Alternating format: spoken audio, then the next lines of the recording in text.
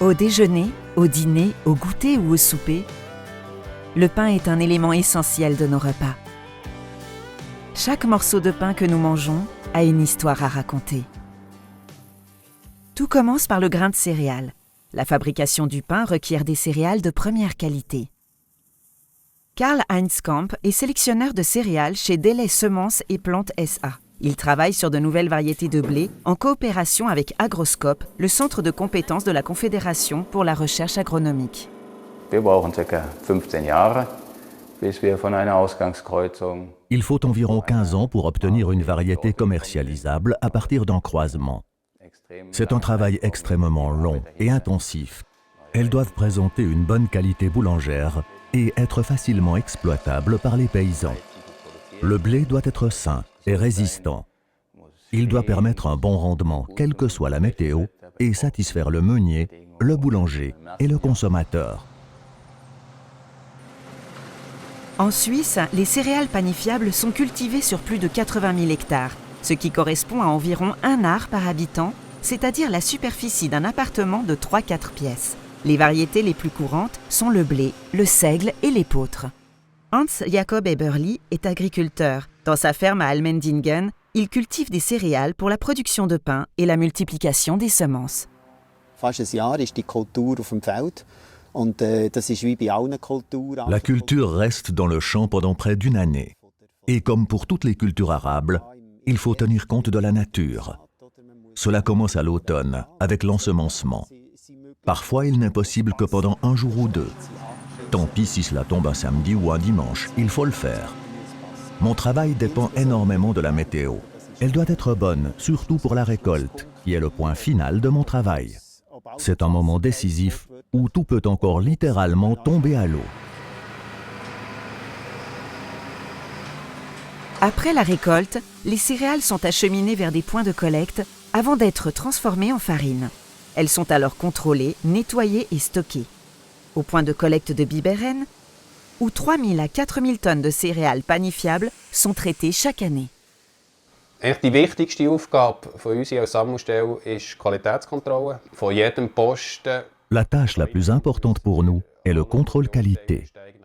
À chaque étape, nous devons déterminer si les céréales conviennent à la fabrication du pain. Après le contrôle de la qualité, si tout est correct, les céréales sont acceptées puis nettoyées et stockées en silos. Le centre collecteur dispose d'environ 50 silos différents. Chaque sorte de céréales doit rejoindre le bon silo. Nous ne pouvons pas mélanger le seigle et le blé ou les céréales bio avec les céréales conventionnelles. Il faut séparer les céréales humides des céréales sèches. La partie la plus difficile de mon travail est de décider où seront stockées les différentes céréales. Un autre point de collecte, avec une fonction légèrement différente, est situé à Lissar. Ici, les céréales ne sont pas stockées pour produire du pain, mais pour servir de nouvelles semences. Les céréales livrées sont nettoyées au tamis et séchées pour ne garder que les plus belles graines.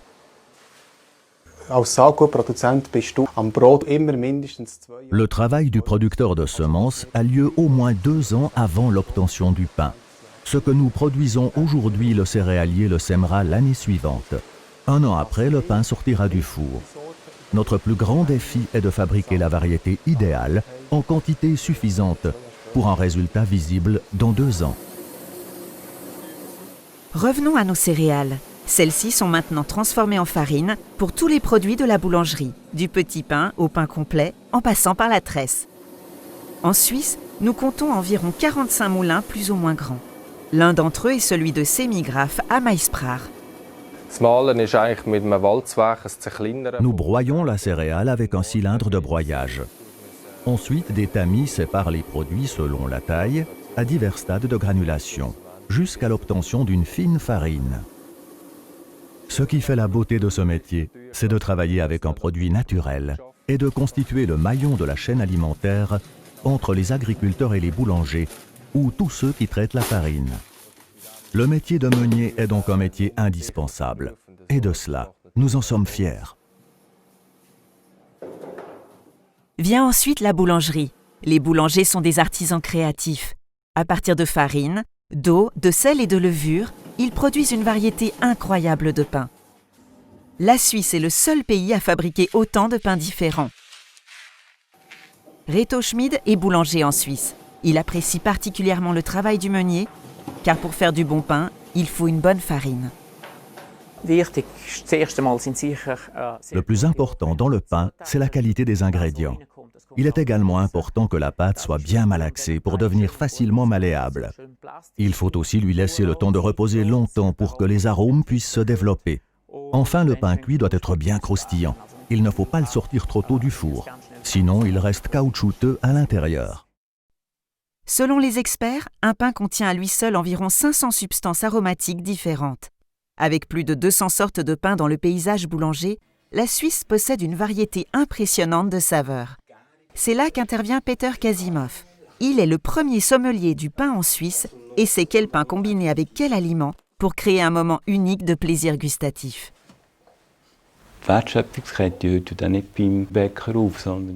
Dans mon rôle de sommelier du pain, je veille à couvrir l'ensemble de la chaîne de valeur. Celle-ci ne s'arrête pas au boulanger, mais plutôt au consommateur. Il est alors important d'écouter ce qu'il a à dire. Plus un boulanger ou un sommelier du pain est au courant de la façon dont les céréales sont cultivées, de leurs avantages et de leur qualité, etc., plus il est en mesure de transmettre ses connaissances, et ainsi d'informer le consommateur sur quel pain convient à quel vin, quel fromage. Le pain est non seulement délicieux, mais c'est aussi une source importante de nutriments qui fournit de l'amidon riche en fibres alimentaires, des vitamines, des minéraux et des protéines. La diététicienne Gabi Fontana confirme elle aussi que le pain fait partie d'une alimentation saine. Je recommande surtout les pains foncés ou complets qui sont riches en fibres alimentaires et qui permettent ainsi de prévenir, par exemple, les maladies intestinales. On me demande également très souvent si le pain fait grossir. En réalité, le pain en soi ne fait pas grossir. C'est ce qu'on met dessus qui peut poser problème. Cela dépend aussi de la quantité consommée. Une personne avec un besoin calorique faible mange moins de pain qu'une personne dont le même besoin est plus important. Le pain n'est pas seulement servi à la maison, il est aussi incontournable dans la restauration. Au silo à grains de Zurich, les gens font leur propre pain et transforment les restes en nouveaux plats. Je ne peux pas imaginer une cuisine sans pain. Il est ancré dans notre culture. J'ai grandi avec et nous l'avons complètement intégré dans notre façon de cuisiner. D'ailleurs, on parle beaucoup du pain en ce moment. Je trouve cela très passionnant. Le pain de notre enfance n'existe plus. Maintenant, on laisse la pâte lever plus longtemps, on cherche l'originalité et on utilise des ingrédients plus nobles. C'est vraiment intéressant de suivre cette évolution. Les céréales se transforment en farine, la farine en pâte et la pâte en pain. Le pain suisse. Sa recette secrète repose sur la tradition, le savoir-faire, l'innovation et l'interaction de tous les acteurs de la chaîne de valeur. Pain suisse. Et toi, quel est ton moment du pain favori ?